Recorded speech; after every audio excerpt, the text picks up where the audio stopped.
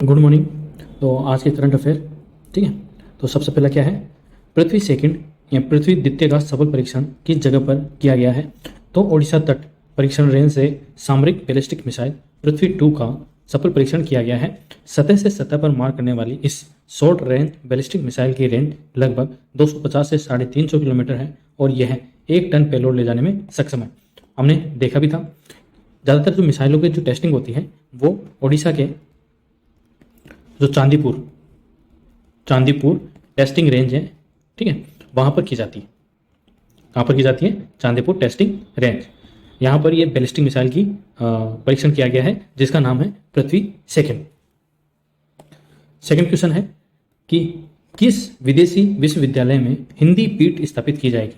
वह कौन सा विदेशी विश्वविद्यालय है जिसके अंदर हिंदी पीठ स्थापित की जाएगी। तो भारतीय उच्च आयोग ने श्रीलंका के सबरामुवा विश्वविद्यालय में एक हिंदी पीठ स्थापित करने के लिए एक समझौता ज्ञापन पर हस्ताक्षर किया है। अब ये तो आपको पता ही है श्रीलंका कहाँ है। तो श्रीलंका को भारत से अलग करने वाली संधि का क्या नाम है? तो उसका नाम है पाक जल संधि या पाक स्ट्रेट, ठीक है, या पाक जल संधि।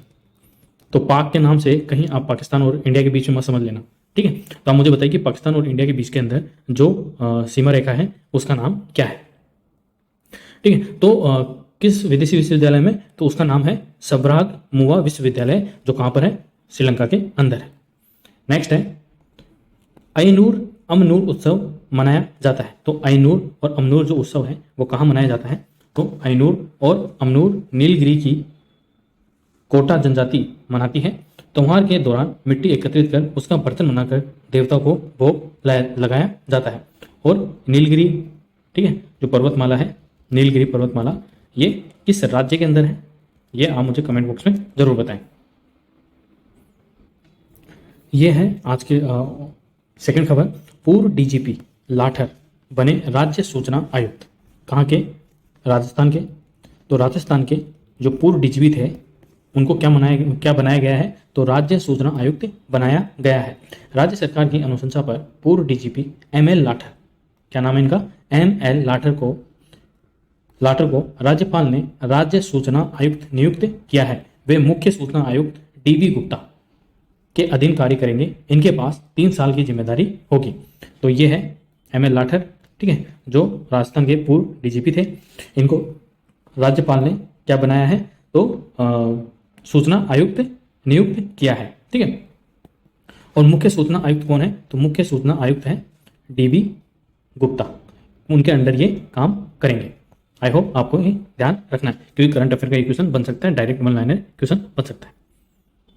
अब कुछ हेल्थ और वेलनेस के खबर देख लेते हैं, ठीक है। ये भी इंपॉर्टेंट है। जीवन जीने के लिए साइंस बहुत ज़्यादा इंपॉर्टेंट है, ठीक है। और जब तक आप हेल्दी नहीं रहेंगे तब तक आप कोई काम ढंग से कर ही नहीं पाएंगे। इसलिए पहला सुख निरोगी काया बड़े बुजुर्गों ने कहा है। तो सबसे पहले देख लेते हैं कि जो पेरेंटिंग है, यानी कि जो माता पिता है, ध्यान दें बीमार होने पर बच्चा बीमारी के बारे में भले ही न बता पाए पर उसका शरीर इसके संकेत जरूर देता है। वो 10 संकेत कौन से हैं जो बच्चे में बीमारी की तरफ इशारा करते हैं। तो जैसे कि जो बच्चा होता है जिसको अभी बोलना नहीं आता, ठीक है, जिसको बोलना नहीं आता और अपनी जो बीमारी है उसको पता ही नहीं है कि कहाँ क्या हो रहा है, ठीक है। तो अपना फर्ज बनता है, माता पिता का ये फर्ज बनता है कि उनके लक्षणों पर ध्यान दे, क्योंकि बच्चे का जो शरीर होता है वो बता देता है कि उसको कहाँ पर किस तरह की बीमारी है। जैसे जानिए कौन कौन से लक्षण किस बीमारी के संकेत हैं। जैसे मैं इसको थोड़ा जूम कर देता हूँ। जैसे लक्षण, नाखून व होठों में नीलापन, उम्र 0 से 4 वर्ष, ठीक है। तो नाखून व होठों में अगर नीलापन आए तो हृदय संबंधी जन्मजात विसंगति हो सकती है। डॉक्टर से परामर्श कर बीमारी की सही पहचान कर सकते हैं। सिर का सामान्य से बड़ा होना, ये 0 से 4 वर्ष के बच्चे के लक्षण है, ठीक है, फिर चाहे वो लड़का हो चाहे लड़की हो। सूखा रोग या हड्डी की बीमारी हो सकती है। विटामिन D कैल्शियम युक्त भोजन दें और 20 मिनट दूध जरूर दिलाएं। और सर्दियों में तो ये इंपॉर्टेंट हो जाता है दूध खिलाना। सांस लेने में आवाज और घरघराहट की आवाज आती है, ठीक है। तो निमोनिया या अस्थमा की समस्या, लक्षण दिखाई देने पर विशेषज्ञ से परामर्श लें। बिना पलक झपके एकटक देखना तो मिर्गी की बीमारी के संकेत हैं। जांच कराएं, इसके बाद सही उपचार लें। उम्र अगर 5 से 10 वर्ष है, ठीक है, तब लक्षण क्या हो और बीमारी और क्या करें। रोशनी में आंख ना खोल पाना तो सेंट्रल नर्वस सिस्टम की समस्या हो सकती है। इसके लिए आप न्यूरोलॉजिस्ट से संपर्क कर सकते हैं। चेहरे पर सुबह सूजन होना व शाम को सूजन घट जाना। अगर आपके किसी बच्चे के चेहरे पर सुबह सूजन होती है, ठीक है, और शाम को सूजन घट जाती है तो यह बच्चे में किडनी से संबंधित बीमारी के लक्षण हो सकते हैं। इससे आपको क्या करना चाहिए, डॉक्टर की सलाह पर किडनी से जुड़ी जांच कराएं, इसके बाद समुचित उपचार लें। रात में बिस्तर पर पेशाब करना, तो ये अक्सर बच्चों में होता है। तनाव या मानसिक समस्या, बात कर समस्या जाने मनोवैज्ञानिक से संपर्क कर सकते हैं। इसके बाद अगर उम्र 11 से 13 वर्ष है तो गर्मी के मौसम में ठंड लगना, तो ये थायराइड की प्रॉब्लम हो सकती है, तो थायराइड टेस्ट कराएं। अधिक या कम होने पर दवाई जरूर लें।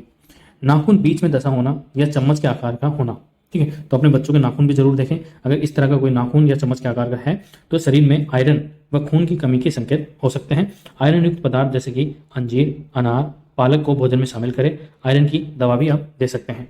गर्दन व कमर पर काला धब्बा होना, तो इससे क्या होता है, शुगर की बीमारी के संकेत है। बार बार यूरिन यानी कि टॉयलेट जाना, जल्दी थकान भी दिखे तो डॉक्टर से संपर्क जरूर करें। तो आई होप आपको ये समझ में आया होगा।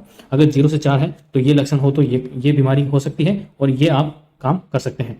5 से 10 वर्ष में ये लक्षण हो तो ये बीमारी हो सकती है और ये आपको करना है, ठीक है। और 11 से 13 वर्ष है तो ये लक्षण, ये बीमारी और ये आपको जो उपाय करना है वो आपको दिया गया है। आई होप आपको ये काम आएगा।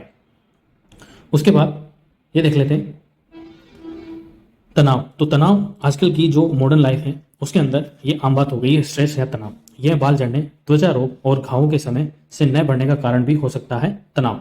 अगर आप ज़्यादा टेंशन, तनाव, स्ट्रेस लेंगे तो आपके बाल झड़ने लगेंगे, आपको स्किन डिजीज हो सकती है और अगर आपके कहीं कोई घाव है तो उसको भरने में समय भी ज़्यादा लग सकता है।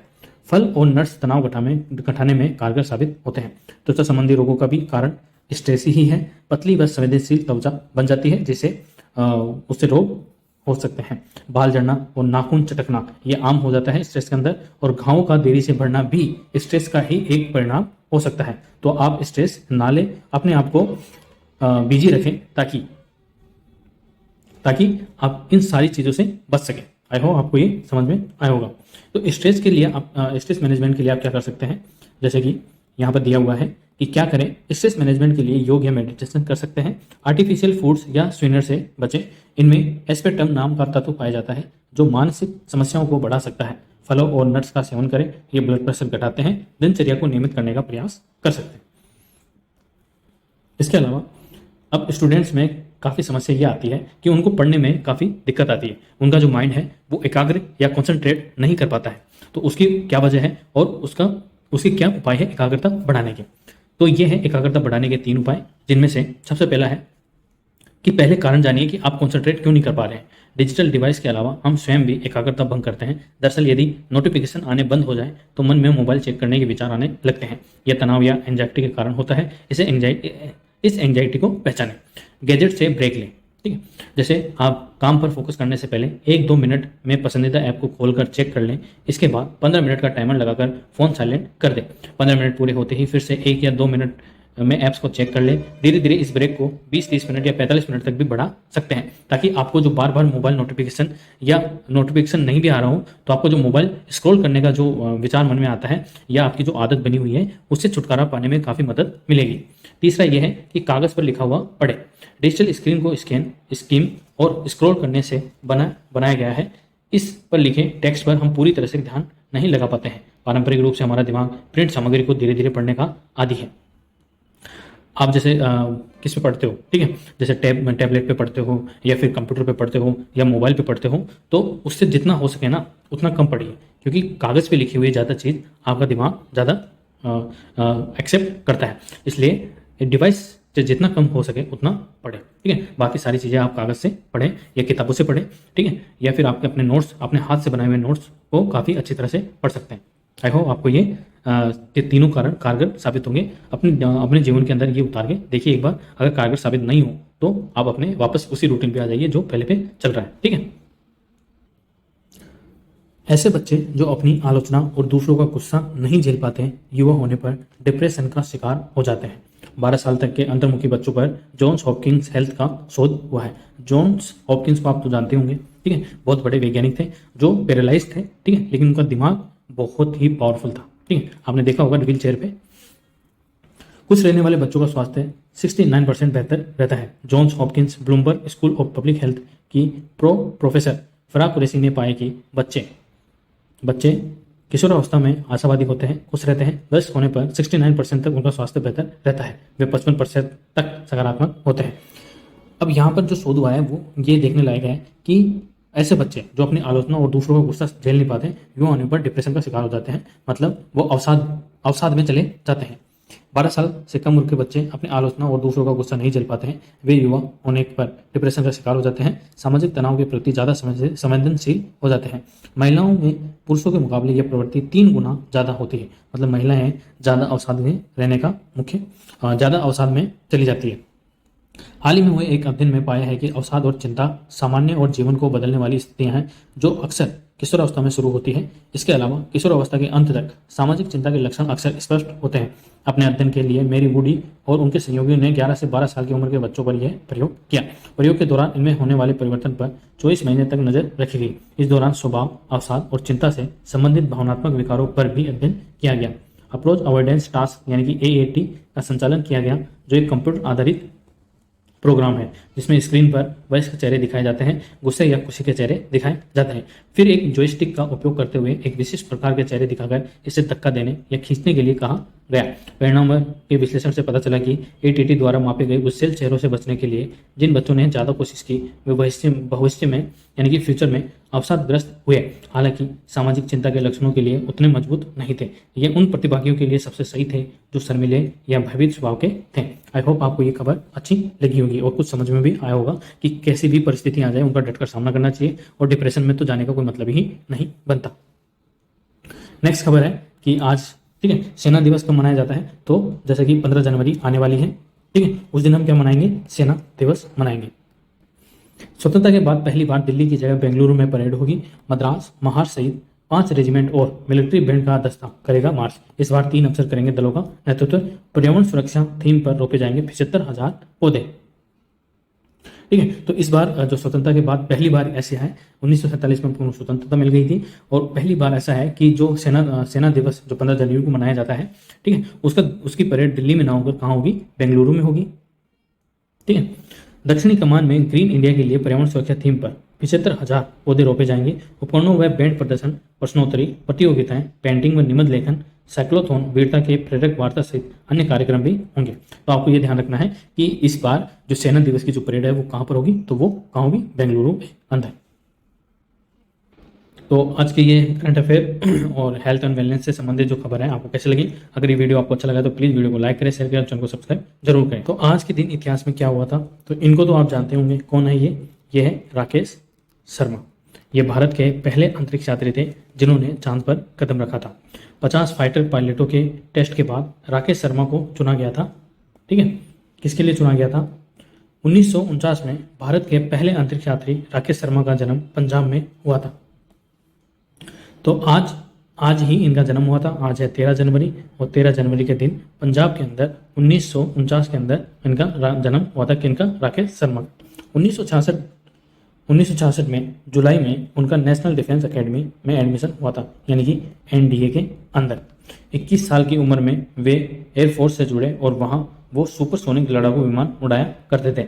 35 साल की उम्र में अंतरिक्ष में जाने वाले राकेश शर्मा 128वें इंसान थे और पहले भारतीय थे। आई होप आपको ये ध्यान होगा और ध्यान रखना भी चाहिए। इनकी मतलब 35 साल की एज के अंदर इन्होंने, ये भारत के पहले भारतीय थे और दुनिया के 128वें अंतरिक्ष यात्री थे। आई होप आपको ये पता होगा और पता नहीं है तो आज आपको मैंने बता दिया। ये तो पिक्चर के अंदर जो दिख रहे हैं इनको तो आप जानते होंगे, ये है राहुल गांधी। ठीक है, भूतपूर्व कांग्रेस के अध्यक्ष। बयान जो चर्चा में है, इन्होंने बयान क्या दिया है वो देख लेते हैं। तो अभी ये कहां पर है, तो ये पंजाब के अंदर भारत जोड़ो यात्रा इनकी चालू है।